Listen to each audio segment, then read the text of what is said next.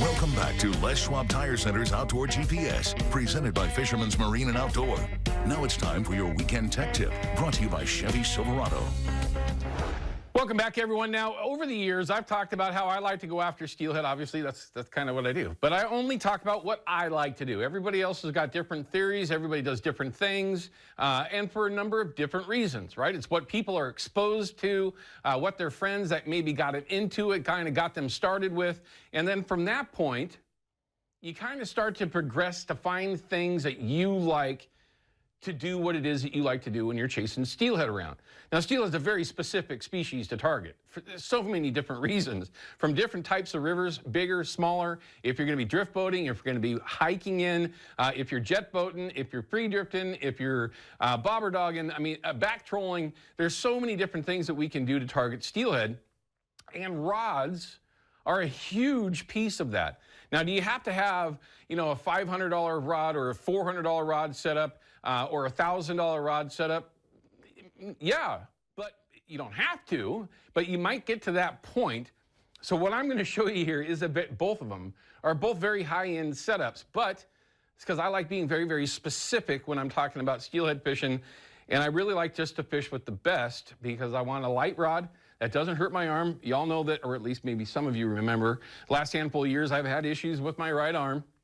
I like to use left-hand retrieve most of the time, but a lot of times, especially when I did hurt my arm, it was a right-hand retrieve that I would go to, and whenever I did that, doesn't matter if it was on the hiking in or if I was in a boat of some kind, it was always a right-handed level line because I cannot use Baitcaster. I cannot use a right-handed spinning reel at all. It's just not, my brain just doesn't function that way. Anyway, so let's start with the bait casting setup and why I use this. I only use it except for when I have to, when I'm on the bank, when I got an arm problem, okay? That being said, in the sled, I've always got my hand on the kicker, okay? Or for that matter, the bow mount, I got a remote in my hand. So depending on what side of the river I'm fishing on, I like having a right-handed retrieve and left-handed retrieves. So I've got two of each in the boat so that if I'm fishing one side of the river, I can hold on to the kicker with my right hand, fish that right side of the river, or what we would call river left. Anyway, I don't want to confuse people there. But it just makes it so that I can run the kicker and go right to my handle on the reel and not have to be in a weird position in order to do that. Is that excessive? Yes. But I've done it long enough. That's just kind of what works best for me. Not everybody's the same way. But at the very least, that's what works for me. And I like this setup when I'm in the boat as a slider, okay? Now, the reason for that is typically 9 out of 10 times, if I'm bobber dogging, I've got a spinning rod in my hand and I'm going to be on the bank or out of a drift boat. But when I'm in the sled, I don't want to have a big gap between my float and my weight, all right? Now that's because on my spinning setups, I exclusively use a fixed float. That'll be this next segment. So with a sliding setup, I'm just using the Arrow float. This is the bobber dogging float in the medium size, okay? The medium is the best one, in my opinion. Now, I know that Dave over there makes 3 different versions of these. He makes a small, a medium, and a large. The large is just way large, okay? There are certainly circumstances to use it, that large size. When you're in a lot of water, heavy water, and you're really using some heavy weight to get down. Other than that, I like the medium float. I don't like the cut-down floats. I like being able to manipulate the line where I can get this float to go sideways in the current or keep it straight, right? Where the bottom of that float is just being pushed downriver. Now you're gonna go, what do you mean by putting it sideways? If you get into a spot where maybe it shallows up, you've got a 6-8 foot gap between your bobber stop and where your weight is, you start to drag a little bit too heavy, you can pause your line, get the float to go sideways in the current, and that'll help pull that weight along. And then once you get past that spot, let your line back out again, and it'll straighten out, and it'll start to travel again. So there are ways that you can manipulate this float, whereas with one of those little cut-down floats, you're not doing that. It's just that simple. That's why I got away from it pretty quickly. They're very, very popular for a number of reasons, but this is what I like, okay? Not saying that using the cut-downs are not the way to go, just this is what I like to do, and we've got to make sure that we stay on. Oh, and if you have questions, don't forget to utilize that hotline. It's the North American hotline. You can call up or add something to it if you'd like as well. If you see something that you think can be improved on, we'd love to hear it. All of us would, please. Okay. So on my main line, which is a 30-pound, this is the TCB Braid 8 from P-Line. I love this stuff. It's thin diameter, so you can get up to a 30-pound. And to be quite honest with you, I might even go to a 40-pound for a couple of different reasons, but I haven't done that yet, so I'm not going to talk too much about it. But 30-pound is what's loaded on both of these reels.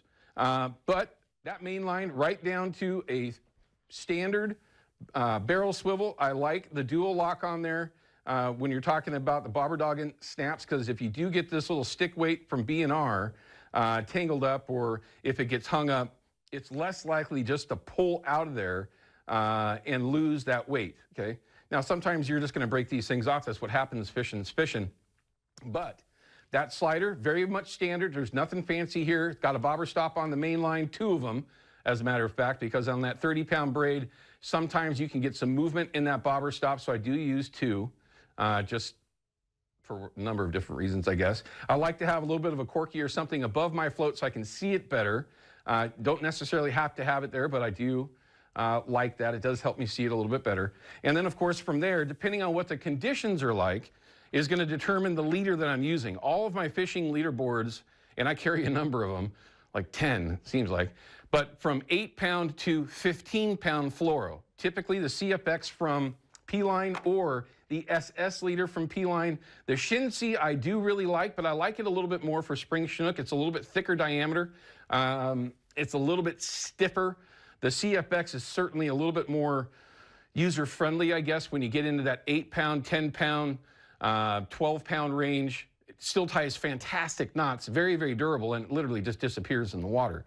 This, though, is tied up with 10-pound CFX, and then I've got my bead, okay? This is the bead setup that we talked about in the past.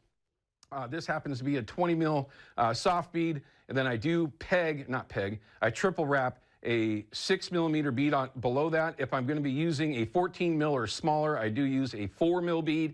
As you can tell, you can barely see that thing. It doesn't get in the way, and I absolutely hate when a bead slides down the leader and gets to the hook. 99% of the time when you're running soft beads, that's the only time that's actually going to happen. With the hard beads, which we've talked about in the past, triple wrapping them, they're pegged. They're not moving for any reason at all in that hard bead. But with a soft bead, kind of running that little bead below it just stops that bead right on top of it, and your gap is always good to go. I hate it, especially if I'm running the boat. It drives me absolutely nuts. Depending again on what I'm fishing with, this is a size 1. I believe this is the new version of the Brad's Killer Fishing Gear size 1 hook. Great hooks. I had great luck with them last year. I didn't have any break. I didn't have any stretch out, so I was pretty impressed by that. But that is that basic setup. Now, here's the rod, okay? Now, this particular rod, this is the bait casting setup. I got it set up with the fastest bait casting reel on the market. This is a 10-to-1 retrieve rate. Speed is key. And when we come back to the next segment, I'm going to talk about my spinning reel, why that has to be as fast as possible as well. You need to get your gear back as quickly as possible. Can you get away with a 5-to-1? Sure. But I'm going to get 4 or 5 more casts in a drift than somebody that's got to continually keep reeling. If I'm back twice as fast as you are, I'm going to get my gear back in before you. Now I'm going to be in front. These are advantages. When you can get your gear back to make your presentation quicker, there's nothing but advantage there. We're not finesse fishing bass or something like that, although these are bass reels. But the 10-to-1, it is an Abu Garcia Revo Rocket. Remember, had them for a sponsor for 100 years. Anyway, I love this setup. On the rod, though, this is the Edge. This is the 1004-2 extra fast, all right? It's a 10-6, 10-to-20. I'm going to tell you right now, I am absolutely wrong. This is my shorter rod. I'm going to go back up here. This is the rod that I got last year from Alex to mess with because I wanted to shorten my rods down from 10-6. I grabbed the 10-foot rod. 1004-2. Look into this rod for a number of reasons. Bank fishing for sure. But if you're going to be doing a lot of casting, spinners, or whatever it might be, this will be my Deschutes River spinning spinner rod, casting spinners. This is going to be perfect for it. I'm glad I did bring this one in. It's a 6 to 17. I will admit my primary setup is a 10-6. I like the idea of shortening that down in the boat. You don't have to have, in the sled and the drift boat, you don't have to have such a long rod when you're in the boat, and it makes it a little bit nicer so you're not whipping so much rod around. Anyway, that being said, very, very nice Black Widow setup. It's the setup that I prefer in all situations when I'm in my sled and I'm running my kicker. I'm using a bait casting setup.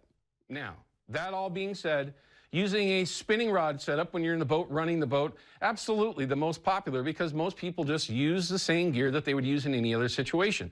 This is all based on that situation. This rod, unless something's wrong, and I hope I can pull it off this year, I would not use this but if I'm bank fishing. And I generally won't take it in a drift boat.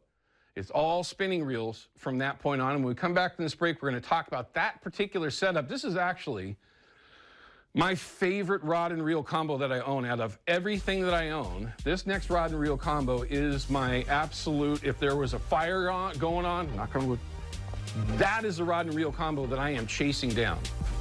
I am somehow going to get to it. If it was fit in my gun safe, I'd probably put in there. We'll be back in just a couple of minutes with more Chevy Silverado Tech Tips. Outdoor GPS is brought to you by Yakima Bait, steeped in tradition, innovation, and fishing success. Procure Bait Sense, ruthlessly effective.